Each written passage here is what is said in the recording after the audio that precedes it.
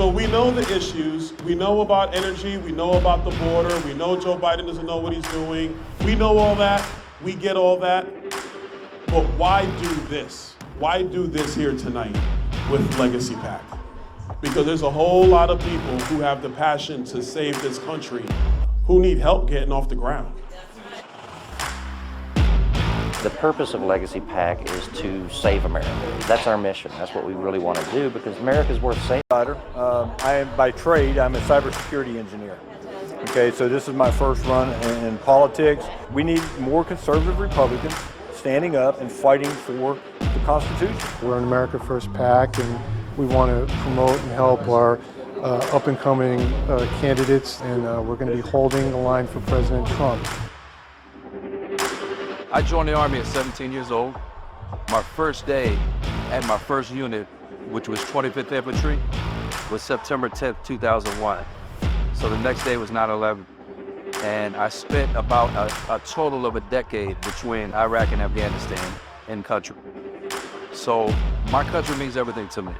When I realized that if people like myself who don't want to be politicians don't start stepping up and taking these seats, that nothing's going to change, then I said, okay, I'll do it. Who deserves to lead the people of this country more than those who serve this country? So I'm behind every one of them. So let's make sure we get more veterans into power. I'm all for it.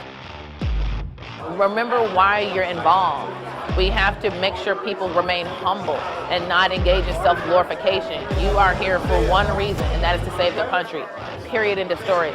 And for those candidates who are looking uphill and wondering how, keep your head down, focus on the target, and outwork everybody. And I promise you, you're not gonna lose. You're either gonna win on election night or you change the game on election night. So God bless you guys. Thank you so much, Legacy PAC. Thank you, Legacy PAC.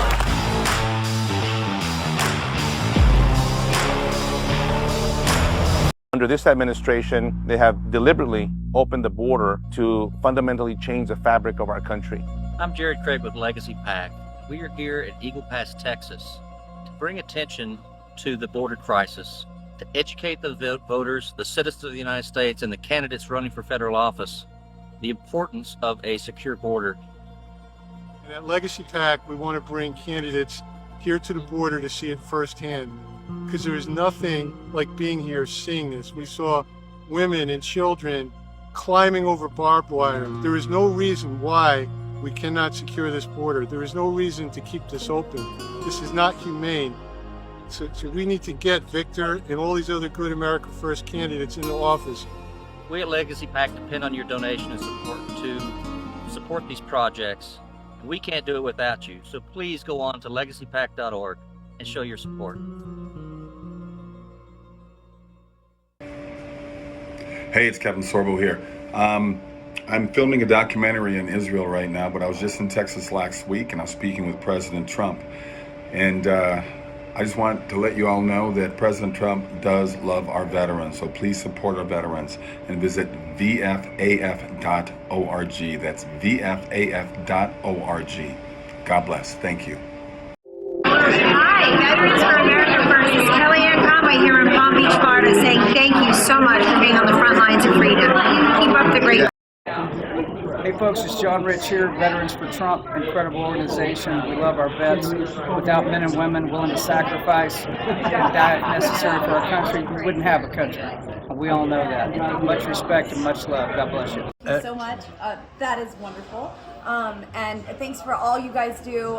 You're amazing. It's wonderful to be a part of this Veterans for Trump family. So keep staying strong. We have a country to save. I'm Lieutenant General Michael T. Flynn, and I am Veterans for Trump. And Stan, where's Stan? Stan is with Veterans for Trump. Thank you, Martha. Thank you all. We're honored. I know there are so many organizations represented here today. And thank you so much to Stan Fitzgerald. Where is he? There he is. Thank you so much. You are a great patriot. Thank you both. Thank you both for helping out. You're so supportive, not only for people like me, President Trump and for America First and MAGA. So God bless you. Thank you. You're sitting here too much. But you're going to do very well. And I just had somebody write down, first of all, James and Sarah Pritchard, thank you very much. Yes. Great job. Thank you. We appreciate all the help. Stanley and Donna Fitzgerald. Right here, sir. Thank you very much. It's great. It's great that you're with us. Mike Acton. Hi, this is Stan Fitzgerald, Veterans for Trump, and I'm here with Ty Mathews, who's running for state in Ohio. How are you today, Ty? I'm good. How about you, Stan? Doing okay, sir. Thank you. Ty, can you tell us a little bit about your background, please?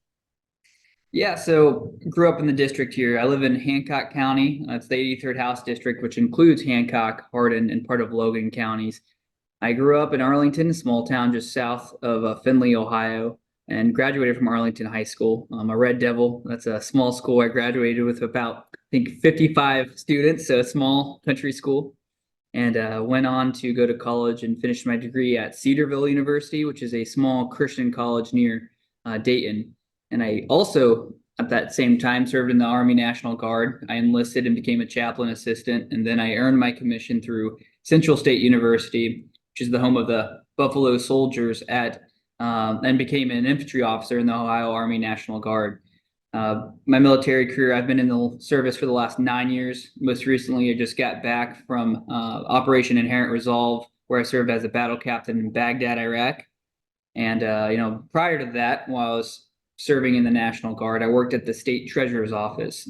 First I was a special assistant, and then after returning from Fort Benning, which I will always call it Fort Benning, not Fort Moore, I returned to his office and I worked in the policy shop before resigning and going on that deployment. So that's briefly a little bit of my story, very condensed there. If you have any questions of any of the gaps in there, I'm more than willing to answer any of them.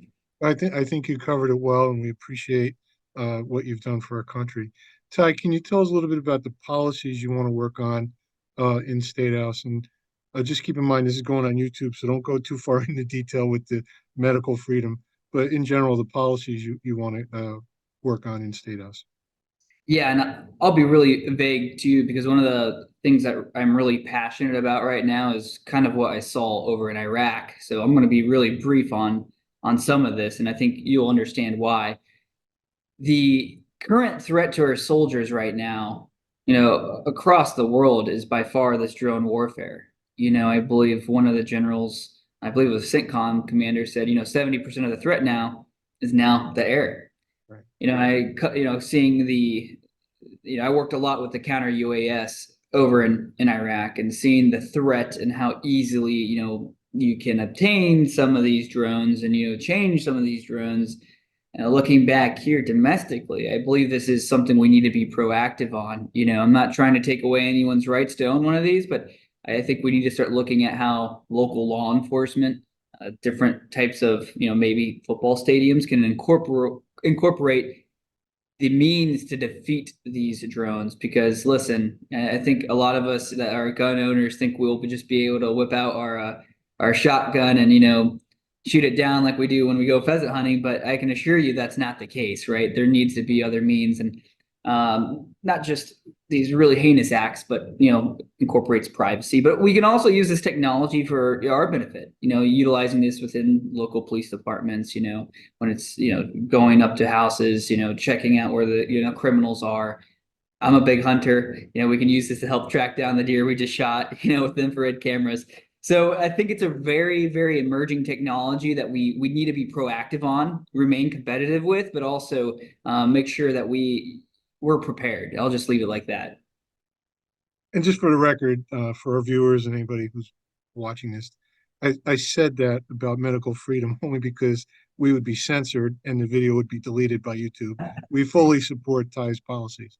So Ty, talk to us a little bit about President Trump.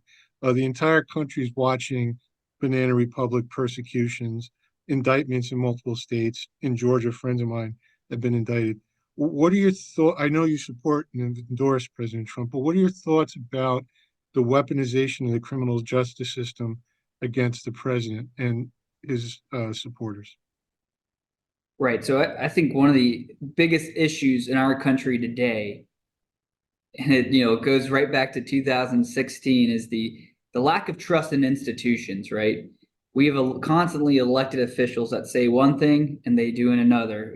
These same elected officials, they appoint people to these government bureaucracies who get stuck there, through either public unions. There's really no accountability there, right? So and that's what I believe, Donald Trump, when he first ran, when he talked about the swamp, that was truly the swamp, right? Or all these bureaucracies over there that we can't really affect because they're just it's just steeped in their ways, right? So I think the issue really boils down to trust in institutions. It's at an all-time low in our country right now. The U.S. military has the highest trust amongst, Americans, second by businesses. I don't think anyone probably that watch this video here will say they trust the U.S. government, wholly right now after seeing what they're seeing, right? So I think this is a very, very bad place for our nation. We're seeing it, play right before our eyes with, like you said, the weaponization of the Justice Department. I believe I saw an interview, ironically, with Kamala Harris this past week about her being afraid that if Trump wins, he's going to weaponize the justice system. And that's exactly the issue, right? It shouldn't be a political, whoever wins the office, whether it's, President Trump, Joe Biden, whoever it is, these institutions should be there as a check and a balance rather than a political weapon, right? So yeah, I think this is a crossroads we're in our nation right now that we have to get right. And if we don't get it right, then I think the concept of our republic is at stake right now. So that is one of the reasons why I believe it is crucial that us as a party, as the Republican Party, unify behind President Donald Trump. Well, you hit that on the head. So we need to get more fighters in office like yourself. And it doesn't just have to be at congressional levels. We need state reps. We need county, municipal.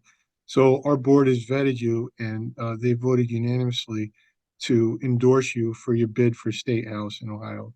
So you have our full backing and support. Awesome. Thank you, Stan. That means a lot. I really appreciate that. You're very welcome, Ty. And how can people find your website? Yeah, so my name's spelled with one T. It's Mathews4ohio.com. That's Mathews. So don't forget that, Mathews with one T. And I also have a Facebook. That's Ty Mathews for State Representative. And find me on Facebook. Reach out to me. I try my best to respond as fast as I can. Well, thank you, my friend, and we'll talk again soon. Awesome. Thank you, Stan. You're welcome. Bye-bye now.